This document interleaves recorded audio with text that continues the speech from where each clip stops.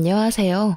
저는 10년이나 된 인연을 얼마 전에 끊고 두 딸과 새로운 삶을 살고 있는 40대 여성입니다. 저에게 결혼 생활이라는 것은 소소한 즐거움을 뛰어넘는 시집살이였다고 말하고 싶네요.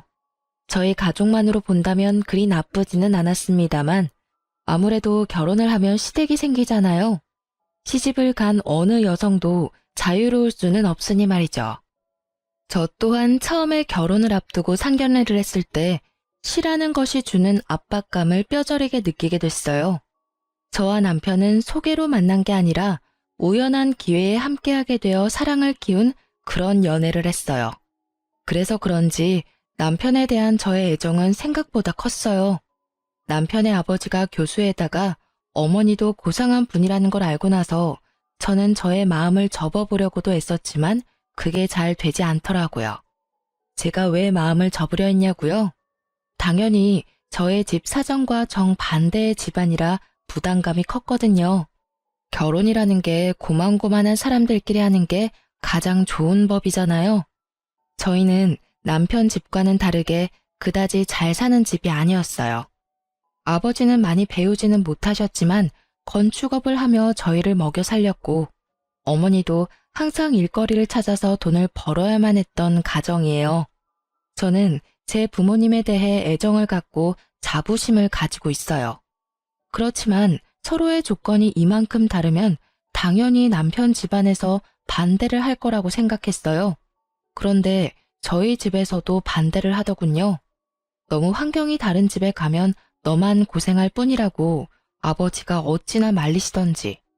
어머니는 눈치 보더라도 돈 걱정 안 하며 사는 게 제일이라고 하셨지만 아버지는 딸이 눈칫밥 먹으며 사는 게 싫으셨나 봐요. 교양 있는 분들이라 그러지 않을 거라 우스갯소리로 말했는데 웬걸? 교양 있는 사람이 더 심하게 눈칫밥을 줄 줄이야. 그때는 미처 몰랐답니다. 결국은 남편의 설득으로 시댁에 한번 가보게 되었어요. 상견례라던가 그런 건 아니었고 한번 갔다가 저를 탐탁치 않아 하면 그만두자 하고 생각했던 거였어요. 그렇게 시댁에 갔는데 두 분 다 의외로 호의적인 느낌이었어요. 시부는 깐깐하게 보였지만 교수님답게 옳고 그름에 민감한 분이었고 시모는 고상한 사모님처럼 보였지만 할 말은 다 하는 타입이었어요. 그리고 결혼 후에 시모가 교양 있는 말투로 독서를 한다는 걸 잘 알게 됐고요. 그때 시모는 제게 결혼을 하고 싶으면 한 가지 조건만 허락하면 된다고 하셨어요. 그건 바로 시모의 시모, 즉 시조모를 제가 맡아줬으면 한다는 거였어요. 물론 이게 같이 살면서 돌보라는 거였다면 저도 허락을 안 했겠지만 당시의 시조모는 작고 왜소한 분으로 본인 앞가림은 다 할 줄 아시는 분이셨어요.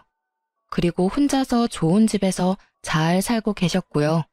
대신 시조모가 부를 때는 무조건 가야 한다는 게 조건이었어요. 처음에는 망설였는데 시부가 한마디 거들더라고요. 시조모를 돌본다면 시부모인 자기들은 모실 필요 없다고요. 그리고 시조모를 모시며 결혼하면 신혼집을 마련해 주겠다고 하셨어요. 그 이야기에 저는 마음이 확 기울었어요. 나쁘지 않은 이야기라고 생각했어요. 아무래도 없는 집에서 자란 제게 자가라는 건 상상만으로도 달콤한 것이었으니까요. 그래서 저는 그 일을 맞는 조건으로 결혼을 할 수 있게 되었죠.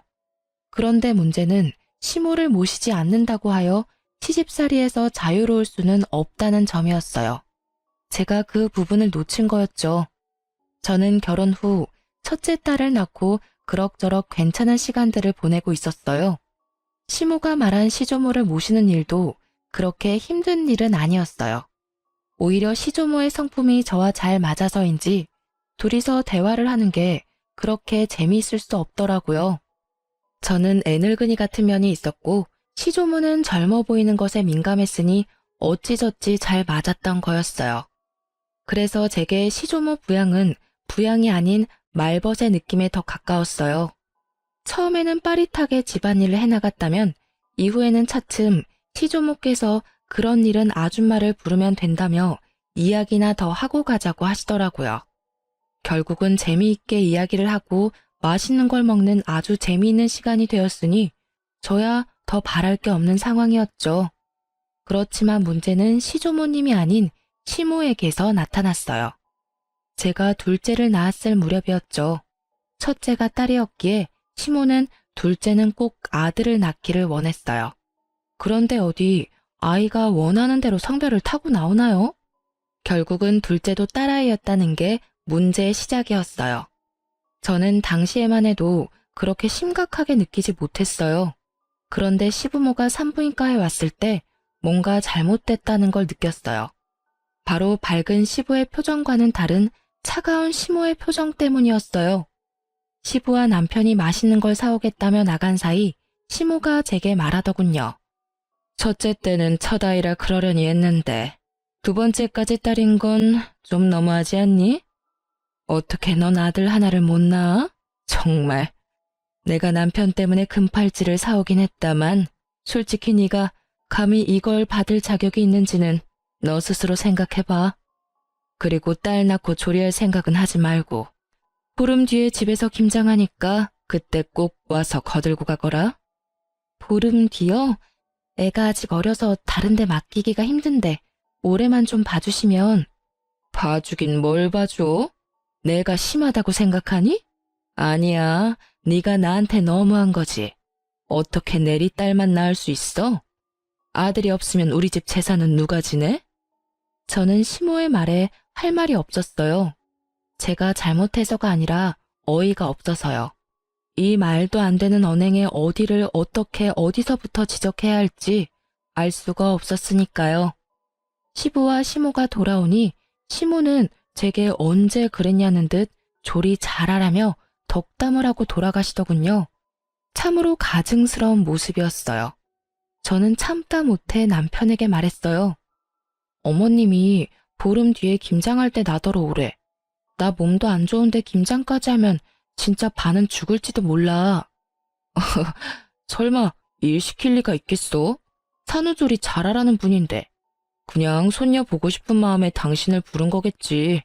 일한다 생각하지 말고 갔다 와. 첫째는 내가 봐줄까? 진짜 그럴까?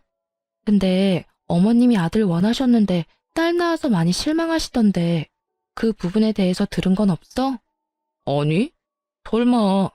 요즘 세상이 어떤 세상인데 딸 아들 구별해. 나는 아들보다는 딸이 더 좋아. 벌써부터 애교가 철철 넘치잖아. 남편이 딸을 좋아하니 마음을 굳게 먹었어요. 보름의 시간이 지나고 저는 일복을 입고 집을 나서려 했어요. 그런데 남편이 일하라고 시키지는 않을 거라며 편한 옷 입고 가라고 하더군요. 결국은 인부복을 원피스를 입고 시댁에 갔는데 김장이라더니 일할 사람은 저와 시모뿐이더라고요. 동서가 오기로 했는데 아예 코빼기도 보이지 않고요. 게다가 제가 흠칫 놀란 건 시모가 지독한 감기에 걸려서 콜록대고 있었기 때문이었어요. 어머님, 감기가 심하신 것 같은데 김장은 다음에 할까요? 이 상태로는 어머님도 더 힘드실 것 같고. 절인 배추를 벌써 준비했는데 어떻게 뒤로 미뤄? 무조건 오늘 하고 치러야 해. 그리고 나는 아파서 일 못하니 네가 알아서 해놔.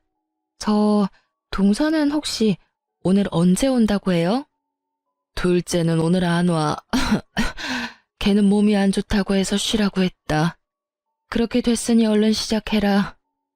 내내 콜록거리는 시모 앞에서 저는 인상도 쓰지 못한 채 홀로 김장을 해야 했습니다. 정말로 거짓말 하나도 안 보태고 평소보다 몇 배는 더 고되고 힘든 작업이었어요. 결국은 혼자서 배추와 사투를 벌인 끝에 김장이 끝났고 집에 돌아온 저는 근육통으로 저녁 내내 앓아야 했어요. 그리고 그 다음날부터는 열이 오르는 바람에 아이들을 안아보지도 못하고 병원까지 다녀왔어야 했죠. 시모에게 옮은 감기가 어찌나 독한지 아이들을 안아볼 수도 없게 막더라고요. 제가 애들을 볼 수 없으니 결국 남편이 애들을 떠안게 됐고 그 때문에 남편은 남편대로 애 둘을 보느라 힘든지 은근히 제 탓을 하더라고요. 아니, 도대체 어디서 감기로 옮아온 거야? 갓난쟁이 돌보면 집에 딱 붙어 있어야지. 당신 김장 갔던 날 평소보다 늦게 들어왔던데 어디 다른 데 가서 있었던 거 아니야? 산후조리 해야 할 사람이 몸 관리를 어떻게 하길래 감기에 걸려? 머리 아프니까 나한테 뭐라고 하지 마. 내가 가고 싶다고 했어? 오라고 한 건 어머님이고 등 떠민 건 당신이야. 그리고 그 감기균이 어디서 옮아온 건지 가르쳐 줄게. 어머님이 감기 걸리셨더라고. 동서도 불참한 상태에서 나 혼자 김장하느라 정말 죽을 뻔했거든? 어떻게 몸조리도 안 끝난 사람을 불러서 일을 시켜. 당신한테 말하기 힘들어서 말 안 했는데 어머님이 나 둘째 낳고 무슨 소리 했는지 알아? 딸 낳고 무슨 산후조리 하냐고 혼내시더라. 그리고는 김장 오래잖아. 아들 못 낳은 게 내 탓이야? 내 탓이냐고. 그게 사람을 이렇게 못 살게 굴 이유가 되는 거야? 결국 저는 터져버렸고 그 이야기를 들은 남편은 깜짝 놀라더니 그 길로 씩씩거리며 시댁에 전화를 하더군요. 어머니, 어쩌자고 출산한 지 보름밖에 안 된 사람을 불러다가 김장을 시킨 거예요. 그것도 혼자서 했다는데 대체 무슨 생각이신 거냐고요? 지금 집사람 아파서 몸도 못 가눌 정도라고요. 그것 때문에 지금 제가 얼마나 고생하고 있는지 알기는 아시냐고요. 걔가 아픈데 웬 네가 고생을 해. 며느리 좀 바꿔봐라. 너한테 일 시키는 거면 내가 한 소리 좀 해야겠다. 어머니가 지금 제 일을 만들어주고 있잖아요. 어머니가 집사람한테 옮긴 감기 때문에 집사람이 애를 못 보잖아요. 이제 막 보름 된 둘째에 감기라도 옮으면 어머니가 책임지실 거예요? 엄마가 애를 못 보니 저라도 애를 봐야 할 거 아니냐고요. 결국 시모는 별말 못하고 전화를 끊었죠. 솔직히 입이 10개라도 할 말이 없을걸요? 그러게 면역력 떨어진 산모를 왜 데려오냐 이 말이에요. 그렇게 1차로 이야기가 끝난 줄 알았는데 감기가 가라앉고 나서 시부가 저희 부부를 시댁으로 불렀어요. 저는 남편과 시댁으로 갔는데 시부의 표정이 아주 무시무시하더라고요. 그래, 아가, 감기는 다 나았고? 네, 아버님, 이제 감기는 다 나았어요. 그런데 어쩐 일로 부르셨는지. 너 혹시 이번에 김장하러 왔었니? 네, 김장하고 갔는데 혹시 무슨 문제라도 있으셨나요? 그때 제가 너무 경황이 없어서 혹시라도 김치 맛이 이상하다면 죄송합니다. 그랬구나. 역시 너희 시어머니가 너한테 되지도 않는 시집살이나 시킨 거였어. 당신은 그렇게 할 짓이 없어서 며느리 괴롭혀? 어떻게 출산한 지 보름밖에 안 된 며느리를 데려다가 김장을 시켜? 아니, 딸 낳고 뭐가 자랑이라고 미역국을 끓여 먹고 팔자 좋게 산후조리를 해요. 옛날 같았으면 당장 나가서 일할 상황이라고요. 그리고 며느리 둘이 다 안 하겠다는데 그럼 김장은 뭐 나 혼자 해요? 그럼 며느라가 김장은 누구랑 같이 했는고? 저 혼자 했어요. 동서도 그날 안 왔거든요. 어머님도 기침 감기 때문에 계속 콜록거리고 계셔서 제가 일을 다 해야 했어요. 어머님이 그날 다 해야 한다고 하셔서. 어이구, 맨날 나가서 교양 있는 척은 혼자서 다 하더니 이거 봐. 당신이 그렇게 중요하게 여기는 교양과 상식에 출산 직후의 여성을 김장에 막 부려먹어도 된다고 하든 조선시대에도 이렇게까지는 안 했을 거야. 게다가 감기에 걸려서 콜록거리면서 어떻게 애를 봐야 할 사람을 불러서 감기로 옮기도록 할 수가 있어. 상식이라고는 어디다 갖다 처박아 놨길래 이런 사달을 만들어? 결국 시부가 화를 내고 시모에게 사과하라고 했지만 시모는 절대로 미안하다 한마디를 안 하더라고요. 뭐 저도 사과받을 생각이 없기는 했어요. 그걸 보고는 시부가 저에게 미안하다며 사과를 하시더라고요. 그때 저는 앞으로도 시모와는 이렇게 대면대면 거리 두고 살기로 작정했어요. 그렇게 다짐하고 나니 그 뒤로부터는 시모에게도 할 말은 하게 되더라고요. 그렇게 시모와의 사이가 악화되고도 그럭저럭 5년을 더 살았어요. 그동안에도 시모는 저에게 날카로운 눈총을 보내기도 했어요. 그리고 추석이 지난 공휴일에 친정에서 연락이 왔어요. 딸, 빨리 병원으로 와. 너희 아버지 아파서 지금 병원에 왔는데 나 혼자 무서워서 못 있겠어. 왜, 무슨 일인데 병원이야? 너희 아버지가 갑자기 숨이 잘 안 쉬어진다고 해서 병원 응급실에 왔는데 뭐가 안 좋나 봐. 의사들 얼굴이 심각해. 전화를 받으면서 옷을 후다닥 갈아입은 제가 병원에 도착했을 때 친정엄마는 거의 무너져 있었어요. 폐암 4기에 간이며 콩팥이며 뇌까지 전이가 다 된 상태라고 하더군요. 결국 수술은 불가하고 항암과 방사선으로 여명을 조금씩 늘리는 수밖에 없다고 하더라고요. 입원실에 들어간 아버지는 본인의 상태를 어느 정도 짐작한 듯 보이더라고요. 그리고 더 이상 치료에 희망이 없음을 느끼셨는지 집으로 가고 싶다고 엄청 떼를 쓰셨어요. 마음 같아서는 계속 병원에 두고 싶었지만 집이 보고 싶었을지도 모른다는 생각에 엄마와 저는 아버지를 집으로 데려왔고 가족 모두가 함께 하기로 했어요. 그래서 남편과 시조모에게도 미리 말을 했어요. 며칠이 될지 몇 주가 될지는 모르겠지만 친정에서 당분간 지내겠다고요. 물론 아이들은 데리고 가기로 했어요. 손녀들 얼굴 보면 아버지께 희망이 조금이라도 생기지 않을까 하는 마음에서 데리고 간 거였어요. 아버지가 너무 좋아하시더라고요. 병원에 있을 때보다 훨씬 얼굴이 좋아 보였어요. 물론 몸 상태는 안 좋으셨지만 마음이 편안해 보이는 게 보여서 저도 좋았죠. 그렇게 한 사흘쯤 됐을까요? 그때 시모가 급한 일이 있으니 시댁에 좀 오라더라고요. 아버지의 상태가 그리 좋지 않아 거절하려고 했는데 시모가 무조건 와야 된다는 거예요. 그만큼 중요한 일이 뭐가 있나 생각해봐도 전혀 생각이 나지 않으니 결국은 잠깐 갔다 오기로 했어요. 시댁에 갔더니 동서가 집에 와 있더라고요. 동서는 보름 전 출산을 하고 이제 막 조리원에서 나온 상태였거든요. 처음에는 설마 시모가 동서의 산후조리를 해주려나 하는 생각을 했어요. 동서는 시모가 원하는 아들을 낳았거든요. 그럴 수도 있을 거라고 생각했는데 제 예상은 완전히 빗나갔어요. 왔으면 빨리 네 동서 수발이나 들어라. 넌 뭘 하느라 집에 없어? 하긴 딸만 둘 낳은 네가 이렇게 아들 낳은 동서 얼굴 보는 것도 민망하겠지. 그래도 이럴 때는 네가 솔선수범으로 와서 도와야 하는 게 맞는 거 아니니? 동서의 아들을 품에 안고 어르는 것을 보니 우리 아이들 태어났을 때가 생각나더라고요.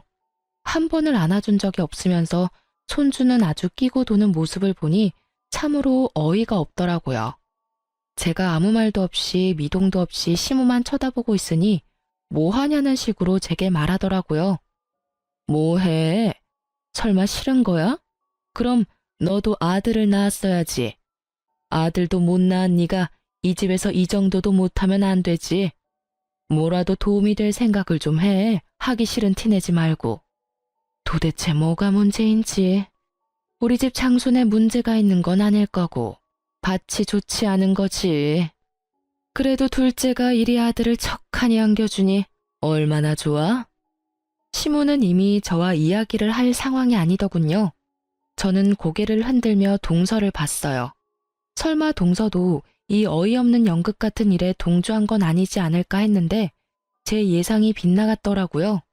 동서는 침대에 누워서 저한테 말하더라고요. 죄송해요, 형님. 그런데 물 좀 가져다 주시면 안 될까요? 몸이 엄청 안 좋네요. 그리고 저 먹고 싶은 거 있는데 잡채랑 갈비찜 좀 만들어 주시면 안 돼요? 몸이 아직 안 풀려서 그런지 몸에 좋은 음식들이 막 먹고 싶네요. 실실거리며 시켜 먹으려는 동서를 보니 아주 배알이 뒤틀리더라고요. 출산 후 딱 보름. 저는 그때 김장을 하고 있었죠. 이런 극진한 수발 같은 거 받아본 기억도 없는데 정말 화나더라고요. 위독한 아버지 놔두고 여기 오게 만든 것도 열받았어요. 중요한 이유도 아닌 그저 동서의 산후조리를 위해 제가 가족과 보낼 수 있는 유일한 시간을 뺏겼다는 것이 너무 열받는 일이었거든요. 결국 이런 말도 안 되는 일에 제 입에서도 고운 말이 나오지는 않더라고요. 어머님, 제가 딸만 낳아서 미운 건 아시겠는데 때를 좀 가려서 이런 일 시키세요. 제가 분명히 아버지 위독하셔서 아버지 곁에 있어야 된다고 말씀을 드렸는데 이렇게 부르는 건 상식 밖의 일 아닌가요? 그리고 아들이 그렇게 좋아서 동서 수발 들고 싶으면 어머님 본인이 하세요. 왜 저한테 그런 일을 시키세요? 게다가 요즘에 도우미도 부를 수 있는데 일부러 저한테 시키는 것 자체가 저를 괴롭히려는 것으로밖에 안 보인다고요. 아시겠어요? 그리고 동서도 이러는 거 아니지. 내가 손윗 사람인데 아주 턱짓으로 사람을 부려먹으려고 해. 물 먹고 싶으면 알아서 가져와서 먹어.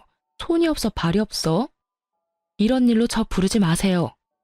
아니 뭐처럼 네가 뭐가 바빠서 이런 일도 못 도와줘? 그럼 늙은 내가 며느리 수발 들어야 되니? 어머님이 여기에 동서 불렀을 거 아니에요. 그럼 어머님이 책임지셔야지. 왜 이제 와서 애먼 사람한테 난리래요? 다 됐고 저 이제 부르지 마세요. 그렇게 말하고 나오는데 친정 엄마에게서 전화가 왔어요. 절대로 듣고 싶지 않았던 소식, 바로 아버지의 임종이었어요. 결국은 저는 시모의 이런 상식 밖의 행동 때문에 아버지의 임종조차 지키지 못한 딸이 되었어요. 그게 너무 원통하더라고요. 그렇게 계속 있었는데 가시는 길 배웅을 못하다니. 그래도 장례는 치러야 하잖아요. 그래서 마음을 다잡았어요. 시모의 일은 접어두고 이 장례식을 잘 치러야겠다는 생각만을 하고 있었는데 제 불붙은 가슴에 기름을 끼얹은 일이 다시 일어났어요. 이번에는 아예 대참사 수준의 사건이었죠. 아버지 장례 때 시부는 병원에 입원 중이었어요. 그래서 시모만 장례식장에 왔는데 제게 봉투를 주시더라고요. 봉투를 챙겼는데 딱 5만 원이 들어있더라고요. 따로 부의금을 낸 것도 아니고 제가 받은 게 시댁에서 우리 집에 보내는 부의금인데 5만 원. 그런데 이 5만 원에 화가 난 게 아니었어요. 제가 화가 난 건 시모의 말 때문이었죠. 시모는 제게 5만 원의 부의금을 건네더니 차가운 목소리로 말하더라고요. 사돈어른께서 가시는 길이 참 마음이 아프시겠네.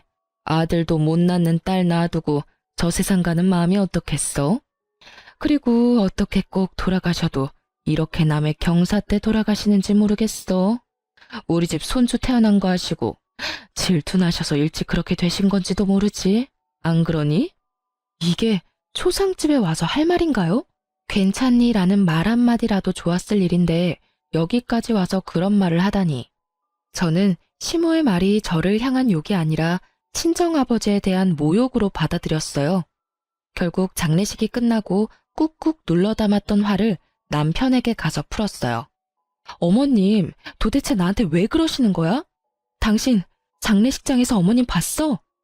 또 무슨 일 때문에 그러는데? 엄마 그러는 거 하루 이틀 일도 아니잖아. 그냥 당신이 참고 좀 넘어가면 안 돼? 아니, 당신은 왜 내가 잘못했다는 식으로 말해? 어머님이 오늘 장례식장에 오셔서 꼴랑 부의금 5만 원 주고 가셨어. 그러면서 나한테 뭘 하시는 줄 알아? 몰라. 모르겠고 듣고 싶지도 않아. 그리고 부의금 5만 원이 어때서?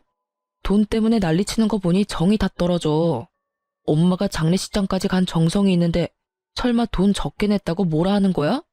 너 진짜 그러는 거 아니다. 힘들 때 와주는 게 고마운 거지. 내가 돈 때문에 그러는 거라고 생각해? 아니라고. 내 말 좀 들어보고. 됐어. 듣고 싶지도 않으니까 그만해. 너만 힘든 일 있는 것도 아니고 나도 더 이상 당신이랑 엄마 둘이서 투닥거리는 거 듣기도 싫고 받아주기도 싫어. 문제 생기면 둘이서 알아서 풀어. 불가능에 가까운 걸 요구하는 남편놈을 보며 저는 이놈의 집구석이 아주 꼬라지도 보기 싫어졌어요. 그렇지만 바로 이혼이라는 단어를 내뱉지는 않았어요. 다른 사람들에게 시모가 제게 한 일들을 모두 까발려주고 싶었거든요. 그래서 모두가 모이는 날만 기다렸습니다. 냉랭한 제 모습을 보던 남편이라는 작자는 아예 저에 대해 신경도 쓰지 않더군요. 시모와 제 사이에서 끼이는 것도 지겹다나요? 완전한 해결책을 바란 것도 아닌데 남편의 그런 행동은 저를 정떨어지게 만들기 충분했어요. 그리고 추석이 되었어요. 저는 작심을 하고 어른들에게 드릴 용돈 봉투를 만들었습니다. 시조모에게는 50만 원을 넣고 시부의 봉투에는 30만 원, 그리고 시모의 봉투에는 5만 원을 넣어서 드렸어요. 역시나 봉투를 받은 시모의 얼굴이 확 상하더군요. 고상함을 추구하며 항상 무표정한 표정을 짓는 시모의 그 일그러진 표정만 봐도 기분이 한결 나아지더라고요. 이거 봐. 얘는 이래서 안 된다니까. 너 설마 시아버지, 시조모님 봉투에까지 이런 장난친 거 아니지? 이게 뭐야, 애들 용돈도 아니고.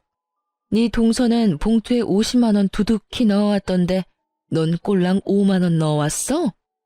나이가 들면 나이가 든 행동을 해야지. 너보다 어린 우리 둘째 며느리가 뭘 보고 배우겠니? 윗물이 맑아야 아랫물이 맑다는데 너희는 어찌 된 게 이렇게 정반대야? 집에 도움이 되는 일을 못했으면 이런 날 부모님 기쁘게 해드릴 노력 같은 건 아예 없고. 아들아, 너 장가 잘못 갔어. 참 모질다 싶은 말들만 골라 하더라고요. 그래서 저도 따박따박 말해줬죠. 그럼 동서는 아버지 돌아가시면 50만 원 드리겠네요? 동서는 좋겠어. 이렇게 좋은 시어머니도 두고. 근데 어머님, 제가 생각이 없어서 5만 원 넣었겠어요? 어머님이 제 아버지 돌아가셨을 때 장례식장에서 5만 원만 주셔서 그렇게 담았을 뿐이에요. 어머님이 하신 그대로 돌려드렸는데 뭐가 문제인지 잘 모르겠네요. 제 이야기를 듣고 있던 시부가 깜짝 놀라더니 시모에게 따지더라고요. 이게 무슨 소리야, 당신? 내가 준 돈 200만 원은 어쨌어? 장례식장 갈 때 내가 봉투에 넣어준 돈. 시부가 나서서야 시모의 표정이 살짝 당황하더라고요. 그렇지만 여전히 뻔뻔한 고상함을 무장한 채 한마디도 지지 않고 역 같은 소리를 짓거리더군요. 아니, 아들도 못 낳은 며느리예요. 아무리 사돈 어른이라도 그만큼 받을 만한 이유가 없죠. 이 집안에 도움될 만한 일을 얘가 한 적이 없는데 왜 우리가 돈을 그만큼을 써야 해요? 그 이야기를 들으니 딱 감이 오더라고요. 시모 혼자 이 모든 일을 벌였구나 하고요. 여보, 그만 좀 해. 장례식장에서 5만 원 받은 일로 아직까지 꽁에 있는 거야? 내가 제발 좀 이해하고 넘어가자고 했잖아. 어머니 옛날 사람이고 아들 좋아하는 거 이미 잘 알고 있는데 새삼스레 왜 이제 와서 이러는데. 제발 조용히 좀 살자, 어? 그냥 장례식장 와주신 거에 의미를 두라고. 돈 같은 거에 연연하지 말고. 살면서 그 돈보다 더 많이 받을 수도 있잖아. 남편 놈은 시모 말을 듣고도 제 엄마 두둔하기 바쁘더라고요. 딸을 좋아하지만 엄마도 포기 못하는 거겠죠. 참 효자예요. 그걸 보는 저는 우라통이 터지지만요. 5만 원 받아도 상관없었어. 그런데 돌아가신 고인에게만큼은 예의를 다해야 됐던 거 아니야? 어떻게 장례식장에 와서는 딸한테 아버지를 욕보일 수가 있어. 도대체 무슨 생각으로 그런 말 하셨어요? 말해보세요. 아들도 못 낳는 딸 놔두고 가는 아버지 심정 운운할 때 도대체 무슨 생각을 하셨냐고요. 저는요, 당신 때문에 저희 아버지 임종도 못 지켰어요. 그 잘난 아들 낳은 동서 산후조리 수발 들라며 저 불러냈을 때 저희 아버지 돌아가셨거든요. 이러니 제 가슴에 못이 박히지. 아버지 마지막도 못 본 저한테 장례식장에서까지 그런 말씀 하셨어야 했어요? 그건 저를 욕보인 게 아니라 저희 친정 아버지를 욕보인 거라고요. 악에 받쳐 말하는 제 말에 시부의 얼굴이 터질 것처럼 벌겋게 달아오르더라고요. 뭐? 아니 이 옆에 내가 정신이 나갔어? 어디 장례식장에서 그런 막말을 하고 와? 그리고 임종 지키러 간 며느리를 왜 다시 불렀어? 그딴 쓸데없는 이유로. 내가 부끄러워서 고개를 들고 다닐 수가 없어. 다른 사람도 아니고 사돈 장례식장에서 그런 미친 짓을 하고 온 게 내 마누라라니. 그렇게 고상하고 상식을 찾고 돌아다니더니 이거 봐, 아주 단단히 미쳤네. 인간이 어떻게 인간의 탈을 쓰고 사돈 장례식장에 가서 그런 말도 안 되는 말을 내뱉고 와. 당신 도대체 뭐 때문에 이러는 거야? 시부의 호통 소리에 집안이 조용해졌어요. 그리고 남편놈의 얼굴도 당황한 표정이 역력했죠. 제 말을 들으려고 하지도 않는 바람에 시모가 제게 그런 말을 했던 걸 지금 알게 됐으니까요. 당신은 그 중요한 이야기를 왜 지금 해? 미리 말했으면 내가 잘 알아서. 듣고 싶지 않다며, 알아서 잘 좀 하라며. 이제 둘 사이 신경 안 쓰겠다고 한 사람이 누군지 알아? 내가 왜 말을 안 했겠어. 말하려고 했는데 당신이 안 들은 거잖아. 나는 당신한테 이미 정이 다 떨어졌어. 이야기를 들을 준비조차 안 된 사람하고는 같이 못 살아. 그러니까 우리 이혼해.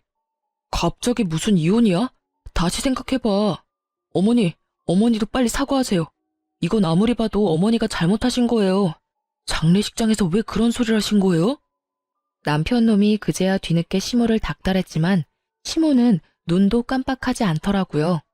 이 와중에 동서는 두 눈 동그랗게 뜨고 구경만 하고 있고요.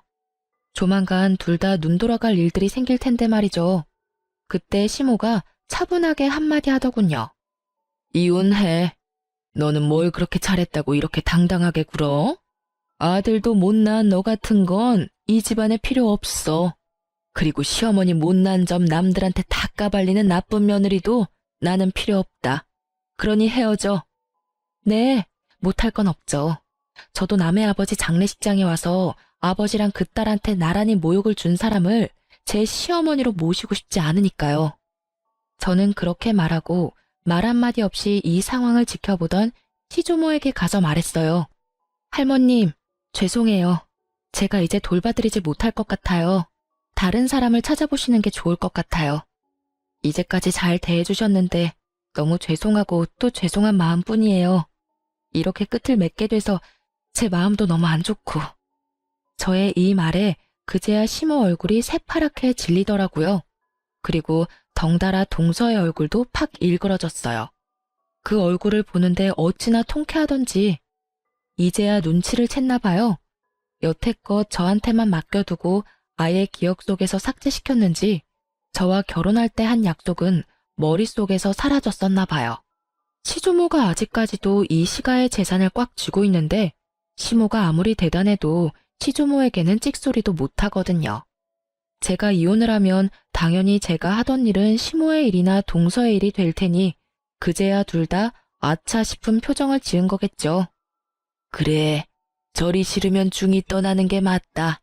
그러면 남은 사람 중에 누가 나를 돌볼 거냐? 애미 너냐? 아니면 둘째 손주 며느리가 볼 거냐? 그런데 선임자가 워낙에 잘해줘서 말이지. 그만큼 못해주면 있던 것도 다 날아갈 것 같은데 괜찮겠니?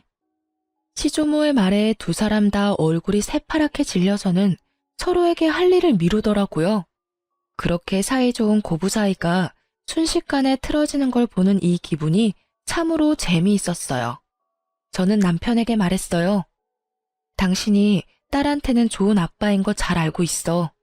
하지만 당신 어머님이 우리 딸들을 어떻게 생각하는지 잘 알았지? 여기 둬봤자 손녀 취급도 안 해줄 것 같으니 내가 데려갈게. 제 말에 남편은 한마디도 못하더라고요. 제가 이혼을 말해도 부모가 더 소중한 사람이더라고요. 그래서 그냥 버리고 가기로 결정했어요. 제게는 두 딸만 있으면 돼요. 그렇게 이혼 서류를 보내고 생각보다 아주 완만히 이혼을 하게 됐어요. 시부가 이 모든 사건을 알고 나서는 교육자 집안의 명예가 실추되느니 좋게 마무리됐다는 인상을 주기 위해 위자료를 주고 재산 분할을 통해 합의를 하게 됐어요. 저는 분할된 재산과 친권, 양육권까지 가지고 집을 나왔어요. 하지만 그것만 가지고 두 딸과 살림을 꾸리는 건 어려운 일이기는 했어요. 그래서 많이 힘들었지만 그런 저에게 도움을 준 건 의외로 시조모였어요. 이혼이 되고 법적인 절차가 모두 마무리되고 나서 한 달 뒤쯤 시조모에게서 연락이 왔어요. 그래, 나다. 혹시 오늘 시간 되니? 우리 증손녀들 얼굴 한번 보고 싶은데 나와서 밥이나 먹고 가. 맛있는 식사해놓고 기다릴 테니까. 네가 어색하게 느낄 수도 있지만 사람 인연을 어떻게 그렇게 딱 끊을 수 있겠니? 내가 그 집에서 그나마 정을 제일 많이 가진 게 너랑 네 딸들이었는데 얼굴을 못 보니 이렇게 적적할 수가 없어. 그 말을 들으니 마음에 미안함이 생기더라고요. 제가 시모와 갈등이 생겨서 이혼을 했지 조모와 갈등이 있었던 건 아니잖아요. 그래서 딸 둘을 데리고 시조모 집으로 향했어요. 그런데 집에 들어가니 시모와 동서가 부엌에 있더라고요. 열심히 음식을 만들고 있는데 냄새를 맡아보니 제가 좋아하는 수육과 꼬막 무침이더라고요. 설마 이 사람들하고 재회시키려고 불렀나 싶었는데 시조모가 나오더라고요. 왔니? 여기 얘들은 신경 쓰지 말거라. 우리 집 일 도와주러 온 애들이야. 오지 말래도 주말마다 와서는 온 집을 헤집고 사람 마음만 불편하게 만들고 가는 것들이야. 딱 봐도 말에 가시가 돋친 것이 이들 사이에 무슨 일이 생긴 것 같더라고요. 제가 딸들과 함께 테라스로 향하자 시모의 눈이 저를 뚫어지듯 쳐다보더라고요. 제가 온 것이 무척이나 기분 나쁜지 표정이 어마무시했어요. 그렇지만 저는 손님 자격으로 온 것이니 싹 무시하고 시조모를 따라 테라스에 마련된 테이블로 향했어요. 너 앞으로 이렇게 말벗하러 올 생각 없냐? 늙은이 혼자 심심해서 안 되겠어. 그렇다고 또래들하고 놀기엔 내가 너무 정정하지 않니? 시조모의 유머와 독설은 여전했어요. 저는 웃으며 말했죠. 어차피 제 딸이 할머님의 피를 이었으니 제가 애들 데리고 만나러 오는 건 싫지 않아요. 그런데 저분들이 계시면 제 마음이 그리 편치는 않거든요. 제 마음의 앙금들이 다 풀리지는 않았고 언제 풀릴지도 모르고요.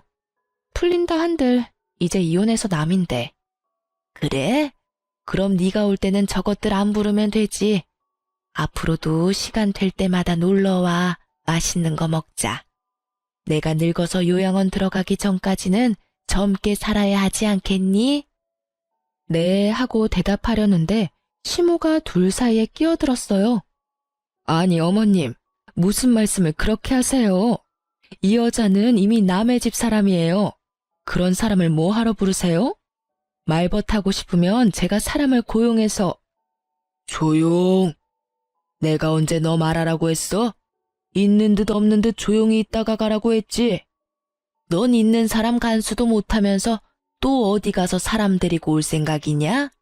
너 생각하는 건 안 봐도 눈에 훤하다. 내가 혹시 재산 증손녀들에게 넘겨줄까봐 그것 때문에 이렇게 난리치는 거 아니야? 솔직히 걱정이 안 될 수는 없죠. 두 사람이 이렇게 가까운데 저라도 이 집 재산 지켜야죠. 그 말에 시조모가 두 눈을 치켜뜨더라고요. 네가 뭔데 이 집 재산을 지켜? 시모 봉양도 안 하는 며느리가 뭘 지킨다는 거야? 막말로 너 얘 결혼시킬 때도 네가 날 부양하기 싫으니까 며느리 앞세워서 나 부양하도록 시킨 거 아니냐? 그러면 재산이 가더라도 네 며느리한테 가야지 왜 너한테 재산을 줘? 10년을 넘게 내 말벗을 한 손주 며느리를 그런 식으로 사람 취급도 안 하고 내쫓아가지고 일을 복잡하게 만든 건 너다. 어머니, 정말로 이 집 재산 이쪽에 나눠주실 거예요? 그런 법이 어디 있어요? 이제 법적으로 완전 남인데. 완전 남이 어디 있어? 내 피가 이어진 내 손주들이야. 피가 이어지지 않은 건 너겠지. 이 집 재산이 네 거라고 착각하나 본데 아직까지는 내 명의로 된 재산이야. 내 재산 내가 알아서 쓴다는데 네가 뭔 상관이야? 시조모의 말에 시모의 표정이 뾰루통하게 변했어요. 대꾸하고 싶은 눈치였는데 더 큰 불호령이 떨어질까 참는 것 같았어요. 둘 다 하기 싫은 거 억지로 하는 얼굴로 와서는 일도 제대로 안 하고 집만 어지르고 가는 거 내 모를 줄 알았냐? 그런 주제에 재산이 탐이 나기는 나. 재산 가져갈 생각이면 간쓸게 다 빼다 줄 것처럼 살랑거려도 모자랄 판에 낯짝 뻔뻔하게 들고는 너희들 일 전부 직원들한테 시키는 거 내가 봐서 다 알아. 둘째 손부는 10년의 정이 있고 증손녀들도 아주 내 마음에 쏙 들게 컸으니 재산을 물려주지 않을 이유도 없어. 부양하러 온 주제에 사람 불편하게 만드는 너희보다는 훨씬 가족 같은 게 둘째 손부야. 시조모는 그렇게 말하고 통장과 도장을 하나 꺼내더라고요. 이혼 전에 주려고 했던 건데 지금 주게 되는구나. 자, 여기 얼마 안 되지만 6천만 원이다. 네가 나를 모시러 온 그달부터 꼬박꼬박 50만 원씩 넣었어. 내가 주는 선물이고 그게 불편하면 퇴직금이라고 생각해라. 그간 고생 많이 했다. 어머님, 그걸 왜 생판 남한테 주시냐고요? 이혼하면서 위자료며 재산 분할로 다 가져갔어요. 그거 안 주셔도 제 살만하다니까요. 네가 기어코 내 재산을 물려받기 싫구나. 네 남편한테도 이야기해 줄까? 그 말에 시모가 즉시 입 다물고 깨갱하더라고요. 저는 시조모의 선의를 좋은 마음으로 받아들였고 그 돈과 위자료, 재산 분할로 받은 돈으로 지방의 작은 아파트를 구할 수 있었어요. 그 뒤로도 시조모와는 좋은 관계로 잘 지내고 있어요. 그러나 시모와 동서는 결국 조모의 화를 피하지 못한 듯 하더라고요. 시조모가 지나가는 말로 슬쩍 이야기하시더라고요. 얼마 전에 유언장을 썼는데 쓸데없는 이름 2개를 지워버렸어. 내 평생 돈이라고는 들고 나가는 게 제멋대로라. 내가 마음대로 하는 게 아니라는 생각이었는데 그것들 하는 걸 보니 아주 아깝더라고. 그래서 빼버렸지. 그랬더니 아들놈이 지 마누라를 잡는데 아주 배꼽 잡고 웃었구나. 고상한 척 아주 혼자 온 집안을 들쑤시고 다니더니 결국은 남편한테까지 버림받을까봐 요새는 설설 겨. 그러게 처음부터 마음을 곱게 썼으면 이런 일 없었을 거 아니니? 그 말을 들어보니 결국은 시부에게도 미움받게 되고 동서도 시모의 그런 모습을 보고는 노선을 갈아탄 듯 보였어요. 그 이야기를 들으니 이상하게도 마음이 좀 후련해지더라고요. 제 마음속에 그만큼 상처가 됐었나 봐요. 하긴 장례식장에서 그런 일을 겪을 줄 누가 상상이나 했겠어요? 2 딸들은 시모가 자기들을 홀대한 걸 기억하고 있어서인지 제 이혼도 잘 받아들여 주었어요. 전 남편은 아이들을 좋아해서 자주 만나러 와요. 그러면서 매번 재결합을 말하더라고요. 그 사람도 사람인지라 저와 재결합하면 할머니가 자기에게 재산을 많이 물려줄 거라 생각했나 봐요. 저는 그런 총극에 어울려줄 생각도 없고 무엇보다 그런 큰일에 언제나 부혜자처럼 한 발 물러서 있던 전 남편을 용서할 생각도 없어요. 제가 시모와 사이가 나빠진 건 시모의 행동과 언행에도 문제가 있었지만 전 남편이 적절히 중간에서 중재를 해주지 않았다는 것도 크다고 생각하거든요. 그냥 이렇게 가끔 아이들을 만나러 오는 아빠 역할만으로도 저는 충분히 고맙게 생각하고 있고 딱 그뿐인 감정이에요. 저는 시모 때문에 재혼 생각은 아예 없이 그냥 살고 있어요. 이렇게 간섭받지 않고 자유롭게 사는 게 더 재미있기도 하고 힘든 일도 분명히 많지만 그것을 모두 덮을 만큼 마음이 개운한 것도 있어요.